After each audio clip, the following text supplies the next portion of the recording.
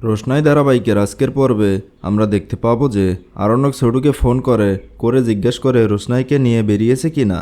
ছোটু বলে রোশনাইকে ডাকতে গিয়েছিলাম, কিন্তু ও তো পূজার কাজে ব্যস্ত, আর বাড়ির সবাই ওকে ঘিরে রেখেছে, বেরোতেই দিচ্ছে না। আরণ্যক ছোটুকে বলে আজকের ইভেন্টটা খুব ইম্পর্ট্যান্ট, সময়ের মধ্যে ওখানে না পৌঁছালে আমার ফেস লস হবে।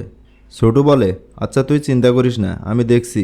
ছোটু রোশনাইকে নিয়ে গিয়ে বলে রেডি হয়ে নিতে, আর বাড়ির সবাইকে বলে বাচ্চা ফোন করছিল, বলল ওখানে নাকি ওর অফিসের স্যাররা সবাই থাকবেন।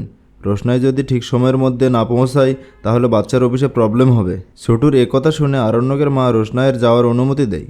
জাহ্নবী বলে আজকে যদি গরিমা ওখানে যেত তাহলে আমরা সেলিব্রেট করতাম, কারণ গরিমা আমাদের বাড়ির বউ। এদিকে ওই কোম্পানির ইভেন্টে গরিমাকেও ইনভাইট করা হয়।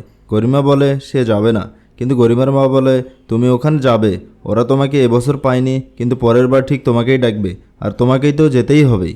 তুমি ওখানে সবার সামনে হাঁড়ি ভাঙবে, তুমি আজকে সবার সামনে বলবে রোশনাই তোমার শ্বশুরবাড়ির মেড। গরিমা তার মাকে বলে তার সাথে যেতে।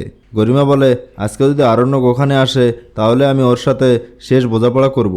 গরিমার মা বলে শিওর আজকে আরণ্যক ওখানে আসবেই, আর তুমি ওকে কিছু বলতে পারবে না। গরিমা বলে আজকে ওকে আমি পাবলিকলি জিজ্ঞেস করব যে কেন এখানে এসেছে। গরিমা তার মাকে বারবার বলে তার সাথে যাওয়ার জন্য।